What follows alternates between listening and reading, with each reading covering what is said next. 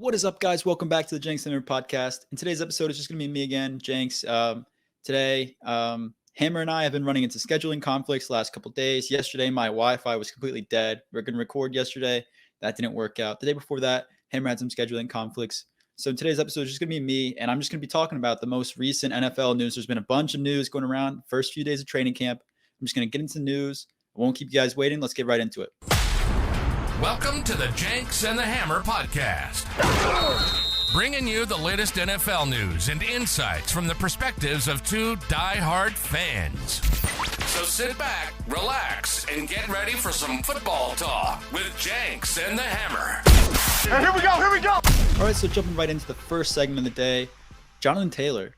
This guy's been going crazy right now on social media. It's trending, Jonathan Taylor and the Colts are kind of in a turmoil situation here. Jim Irsay, Jonathan Taylor, they're not seeing eye to eye. Jim Irsay comes out after Jonathan Taylor requests a trade. It's released that Jonathan Taylor requested a trade. Jim Irsay responds by saying, if I die, the league's going to forget. If Jonathan Taylor is still on this roster, if he doesn't play, once he's gone, NFL's not going to care. And he's right. The NFL is going to move on one way or another. They're going to keep chugging along, making their money. Everyone's going to be watching without these two guys in the league either way. It's just how it's going to work. Jonathan Taylor then comes in, has a back injury when he comes into camp the next day. Allegedly, it's on Twitter. Oh, injured. Then Jonathan Taylor responds and says, my back was never injured. I don't have an injury. He tweets it out himself, his own news. So you can't say, oh, it's fake news. Jonathan Taylor actually tweeted it. And they've been going back and forth, and it's a little bit interesting, but he was at camp the other day, I believe it was yesterday, and he's walking with a limp, he's walking like an old man, and he doesn't look good. It doesn't look good. People are tweeting, this is what an old man looks like. This is what I look like after getting up, after lounging back in my recliner for the day. A lot of memes, and it's not like a good standing for Jonathan Taylor, because if he is hurt, then he's going to be put on the NFI. And the NFI is the non-football injury list. So it means basically he got hurt outside of football, and he can be completely screwed for this year. He could be unpaid, his salary not paid by the Colts. Then next year he still has that 1 year left on his contract. So it'd be resetting from square one just a year from today without any money. So instead of holding out and getting paid, he'd be getting no money, not playing, and then screwed for next year as well. So I think that's an interesting situation here, unraveling. For the next few days, few weeks, we'll figure out how it goes. I think, honestly, I could see him going somewhere else. I could see him getting traded. But the thing is, a lot of teams might not want to trade for him if he is hurt. So we have to see if that's real or if he's just kind of exaggerating that. See what's going on there. But I think one thing that is interesting is the Bills are a perfect spot for Jonathan Taylor. And here's why. So Nyheim Hines just got hurt. He was jet skiing, terrible accident. One of his friends or whoever was with him crashed into his leg. He's out for the season. And that's something you don't want to see. That's just not something anyone wants to see as a football fan, a guy getting hurt in a non-football injury and being screwed for the season. So now Jonathan Taylor comes in. If he gets traded to the Bills, it's James Cook and Jonathan Taylor. That's a great back-to-back duo for the Bills. They're missing a few pieces to getting that ring possibly, which Bills fans have been dreaming about for years now. My mom's a Bills fan. She went through 4 straight years without a Super Bowl ring. I can't imagine that as a fan. I mean, I'm a Saints fan. I went through hell. I went through a lot of bad plays. But 4 Super Bowls without a ring, back to back, or whatever it was, I can't even imagine that. So, as a Bills fan, I think you guys want Jonathan Taylor pretty bad. If he's healthy, if he's not, if he's injured, obviously you wouldn't want that trade. So coming off from this, I want to talk about the 2 free agent running backs that are of high value possibly. Dalvin Cook and Ezekiel Elliott. So Zeke, he just visited with, I believe it was the Patriots. And, it seems like a weird fit for the Patriots. They usually want that receiving kind of back. So like a guy like James White has been for them the last few years. And Zeke's more of that power back, just getting every yard that he can. He's been getting bigger. He's been getting a little slower. You can see it on the field. And I think that's a weird fit. I think I could see it happening, but it's just not something it's not something I would love. And I don't think Patriots fans would love it either. Zeke's been on the decline every year. And I think it's pretty visible. Then you have a guy Sorry. Then you have a guy like Dalvin Cook, who's a game changer wherever he lands. And right now he visited the Jets the other day. And that's somewhere where if he goes there, that's just another weapon for Aaron Rodgers and the team. They're on the ring chase right now in a tough AFC East. And a guy like Dalvin Cook can bring them over the edge. Now, I'm not saying if they do acquire Dalvin Cook, they're 100%. It's still the Jets.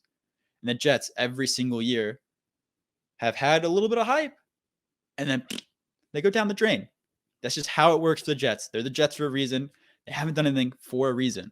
Zach Wilson, all the hype was there, and then he sucked. And now you have Aaron Rodgers, and you have no reason to stink. So if you stink it up this year, then something's really wrong with that organization. We're going to see what's going to happen over the next couple of years if this year doesn't work. And I still don't think they can win a ring. They're in a tough AFC versus the Chiefs, Bengals, Bills, Dolphins, Ravens. I already said Bengals. Steelers are going to be all right. There's a bunch of teams in the AFC that are looking pretty solid. And you're just throwing it right in. And you're hoping for a ring, but it's still going to be tough. You're going to have to work for it every single week. So I'm interested to see what happens in that situation. Now, coming from the Jets, something very, very interesting went down this week. My former head coach, the Saints' former head coach, Sean Payton attacked Nathaniel Hackett, basically saying this was the worst coaching job I've ever seen. He came into the organization on the Broncos, realized that basically the walls had been torn down. The team was terrible. Everyone's morale was trashed. It wasn't a team that thought they could win. It wasn't anything. The team had been destroyed. And Sean Payton basically is like, I'm rebuilding this from the ground up. And, that could be either because Sean Payton sees what is happening, thinks he might not be able to win. He could be looking at it like, oh, crap, this is going to be hard to turn around. Let's throw it off on someone else. So if it doesn't work out, then I have a little bit of blame on someone else and not just on me. But in my opinion, I think Sean Payton can do it. Sean Payton, I saw what he did with the Saints. I was too young when he first got there. But seeing from the 2014, 2015, 2016, having like three of the worst ranked defenses of all time, then going to 2017, 2018, 2019, 2020, winning back-to-back NFC South titles, that's a guy that if you have him as a head coach, your team might get turned around. And as Russell Wilson at the quarterback, they definitely have a shot to be something in the AFC. So I'm excited to see what they got over there. And then the Jets, on the Jets side of this story, Nathaniel Hackett responded saying he was blindsided. He broke a coach's rule. And I'm all for that. Like, you can stand your ground, like, why is he calling you out? But at the same time, what you did over there was pretty damn terrible. You got Russ, your fans were ecstatic, and then you shit the bed. Lack of better words. That's what you did. You did terrible. Then you left. You got fired and then left.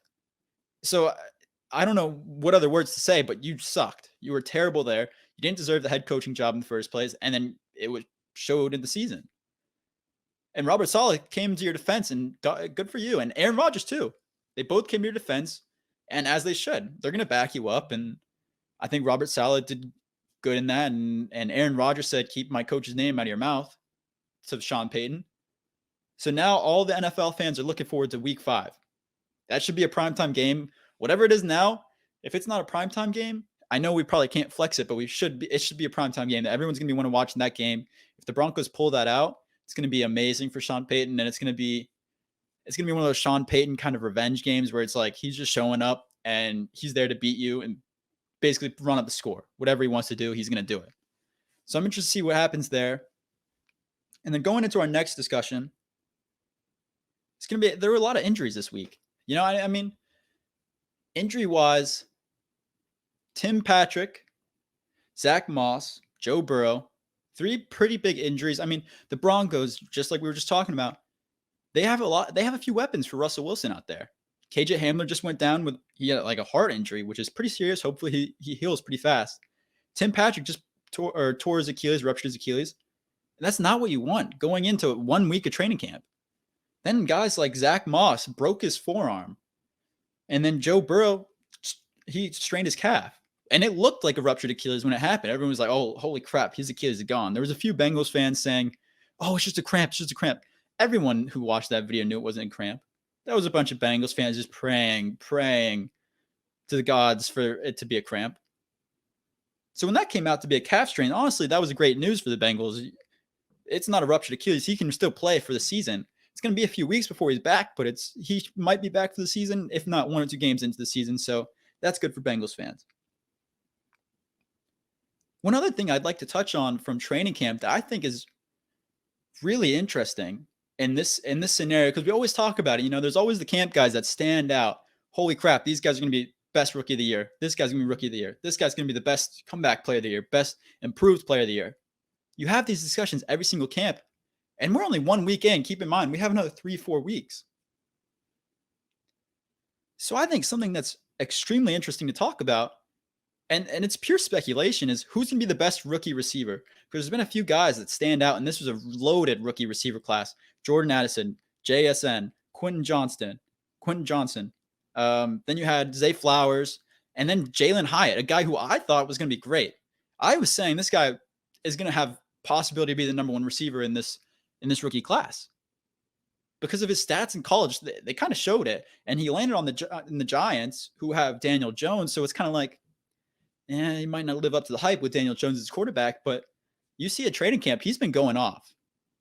And allegedly his speed is something that's shown off. I think yesterday was clocked at 24 miles per hour. And that's something that was faster than Tyreek Hill, or as fast as Tyreek Hill, who's been regarded as the cheetah. He's been the fastest guy in the league. And now if Jalen Hyatt's able to do that for the Giants, that's huge. And his stats could show off. Then you look at a guy like Quentin Johnson, who was purely speculative, a guy who in college was doing well because of his size. And a lot of people were thinking, oh, it's just his size in college. He's a huge dude. He's fast. He has all the tangibles. But he didn't have the best hands. So he kind of fell in the draft stock. Right before the draft, his stock started falling. And guys like JSN, who'd been regarded as the best receiver in college for a year and the year before that, even with Chris Olave and Garrett Wilson, he had still been going off. So JSN goes to the Seahawks. Then you have Jordan Addison. He goes to the Vikings. Then you have Quentin Johnson, who goes to the Chargers with Justin Herbert, who has an already loaded receiver room. Keenan Allen, Mike Williams, now Quentin Johnson. That's a situation for him where if he's the wide receiver 3, taking guys, the third corner on the team, stacking up against him, or if he's in the slot or something like that, nickel corner, you're looking at something that's really intriguing down there. And then a guy like JSN, who's most likely going to be a slot, he could play the 1 a good amount as well.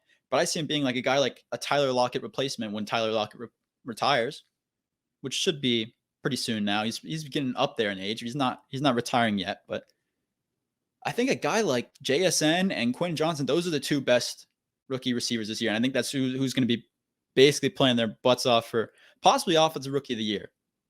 Obviously now it's probably going to go to Bryce Young or CJ Stroud because those are the rookie quarterbacks. And usually if a rookie quarterback does pretty well, they're going to get that award just because the NFL has a bias towards quarterbacks, and that's how it is. It stinks for guys that are skill positions, but a quarterback that does pretty well as a rookie that gets their team a winning season by chance, that's the guy who's likely going to get it. So, I think it's intriguing between JSN and Quentin Johnson. Who is the best rookie receiver this year? I'm going to go out there. I'm going to say pure speculation here. I think Quentin Johnson has the best year as rookie receiver. And JSN's a close second. I think it's going to be one of the 2. Guys like Jordan Addison, he's going to be good. He has the Vikings, but I think Justin Jefferson's going to be taking a lot of the catches. And Jordan Addison's more of a possession guy. I don't see him getting a lot of yards after the catch. Then you got a guy like Zay Flowers who could also be pretty high up there, and Jalen Hyatt. Those 2 are more of, I don't know, they're more the speedy guys, but they can do a lot of things. But a guy like Quentin Johnson has game-breaking potential with his height, with his size, with his speed. This guy in the red zone, he could be unstoppable if he learns how to catch and does it well. And in training camp so far, we're only a week in, he's shown that. He's shown he can be a red zone threat. He's mossing the DBs. He has shown off he has good hands. He's toe drag catches on the sidelines. This guy's looking good. JSN has been an early favorite of Geno Smith. And with a guy like DK Metcalf, Tyler Lockett on that team, him being the favorite at rookie running back or rookie receiver, that's pretty crazy to think about. So these 2 guys, I really think have game-breaking potential. But I think Quentin Johnson, if he is somehow able to pull it off, get those hands in check, and be basically what his size allows him to be, and be a game-breaking receiver, I think he has potential to be the best rookie receiver in the league, and I'm interested to see what he does. Now, apart from all of this NFL news, huge NFL news that I think is actually valuable to all NFL fans to know, fantasy football-wise, and just if you want to know in general, if you're an NFL fan, I'm gonna jump back here into something that's purely Saints. Purely Saints. I mean, potentially, if you want a long shot fantasy guy that's most likely not going to do anything, but if he possibly returns to his old self, he could be pretty damn good in fantasy as well. Jimmy Graham. In case for you guys who didn't know, Jimmy Graham was started out for his rookie years as a Saints player. He was at that time a top 2 tight end in the league. Him and Rob Gronkowski were the 1 and 2 tight end in the league, and they were interchangeable because they were going back and forth, back and forth, back and forth for touchdowns and yards even.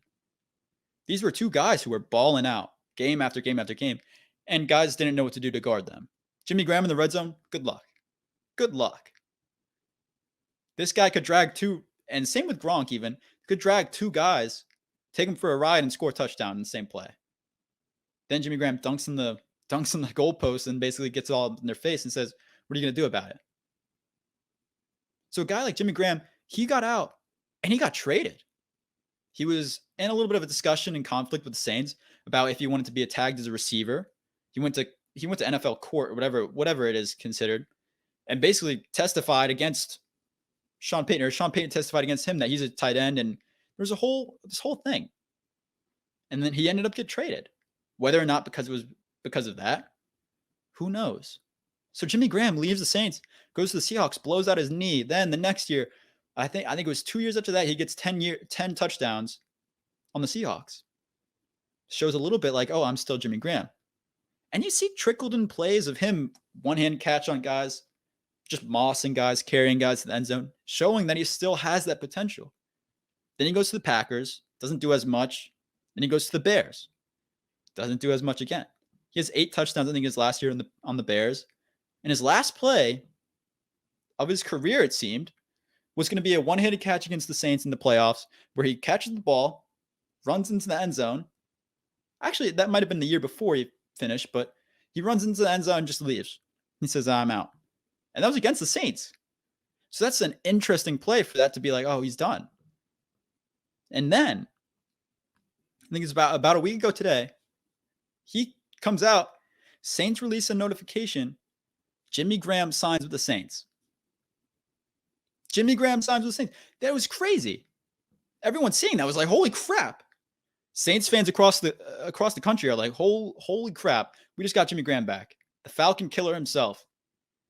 And me as a Jimmy Graham fan, he was my favorite player in the league. He was the guy who got me into football, him and Drew Brees.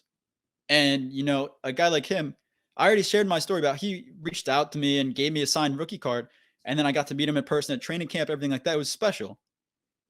And I was like 12 when the Saints traded him. And it was like the worst day of my fandom at all in the NFL. It was my worst day as an NFL fan. I saw it on the news and I was crushed. I went up to my dad, like, Dad, we traded Jimmy Graham. What are we going to do? Because I was just a young kid. I'm like, Jimmy Graham's the future of the Saints. He's the best player in the league in my eyes. And he gets traded. I'm blindsided. I have no clue what to do. But then so a few years later, I think it's like 10 years later or 8 years later now, Jimmy Graham's brought back.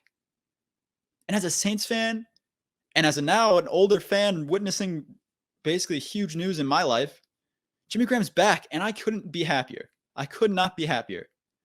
And from what it seems, he's doing pretty damn well in camp so far. He's had a few catches. He trucked Troy Pride Jr. yesterday. Chirped him afterwards as well, which is something that's pretty hilarious. Being a 36-year-old trucking a younger cornerback and then getting in his mouth, that's funny. And he's doing it at 36 after a blown knee, after getting in a bike accident this year where his calf was sliced open. This guy, Jimmy Graham, is coming back into the league, and people are sleeping on him, man. They think, oh, he's too old. And he showed that a little bit on the other teams. But I think the last year out of the league, he's been biking nonstop, like hundreds of miles a week, he said. And you see it on his Instagram stories, just biking constantly. And when he's not biking, he's flying a plane. This guy's the most interesting man in the world, and he's out here coming back to the Saints in shape, slimmed down a little bit, so he might be a little bit speedier. Might not be able to truck as many guys, but he's looking damn good. So I'm interested to see over the next few weeks how that works out. Saints fans, let me know what you think about the Jimmy Graham signing down below. And, I'm just ready for it. I'm ready for the Saints season. I think everyone's ready for their team seasons. And I'm ready for the NFL football to be back. This Thursday, we have the Jets-Browns Hall of Fame game. I'm excited. Even though it's not a good football game. It's all the third strings, fourth strings usually. But those are guys fighting for NFL spots, fighting for their dreams. And that's something exciting. We got Hard Knocks next week. I'm excited. I think all NFL fans should be excited. NFL season's almost here. I'm ready for it. Let's get right into the outro. All right, guys. Thanks again for listening into the Jenks and the Hammer podcast. I know it's just me today. It's just Jenks. And it's not always the best when it's just one person. You like listening to conversations in between two people. And I hope I brought these good discussions. I hope you guys are thinking about the things I'm talking about and giving your opinions. If you want, you can comment down below. I want to see what you guys think on these different topics. Give us your thoughts. I want to comment down below to you guys, respond to you guys. And again, if you guys didn't know, we're also doing a subscriber fantasy league. We want to interact with the subscribers. If you comment down below, let us know you want to join. We'll get you in the league. We want to give away the winner a miniature football helmet of their team, something small. It's not anything crazy. John and I are both college students. We're not rich. We're paying for basically to make this podcast. We're not making anything from. We're just doing this for our fun. This is our passion project. It's something fun for us. So comment down below if you want to join the league. Just comment down below on your thoughts on this video, on the topics. What are your thoughts in the NFL world right now? Comment any news that you want to hear talked about, or comment any news that you think is crazy. Your thoughts in general. We want to hear it. And with that, remember to subscribe on YouTube at Jenks and Hammer Podcast. Remember to listen in on Apple Podcasts or Spotify at Jenks and Hammer Podcast. Then follow us on Instagram, Twitter, TikTok at Jenks Hammer Pod. We love hearing you guys. We love hearing from you guys. We just want to interact. Let's keep the community growing. Let's get to it. Everyone kill it. Everyone have a great night. Have a good one. Thank you for tuning in to the Jenks and the Hammer podcast. Remember to leave a review and follow all of our social media pages at Jenks Hammer Pod for more content. Until next time, who dat and go Pack Go!